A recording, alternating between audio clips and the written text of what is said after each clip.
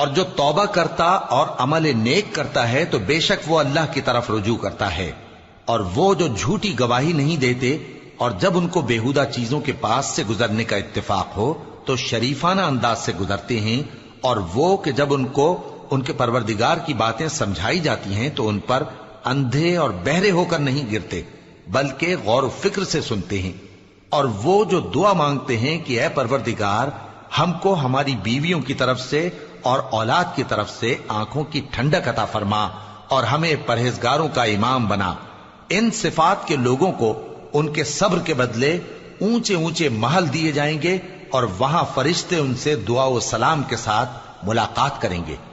اس میں وہ ہمیشہ رہیں گے، اور وہ ٹھہرنے اور رہنے کی بہت ہی عمدہ جگہ ہے۔ کہہ دو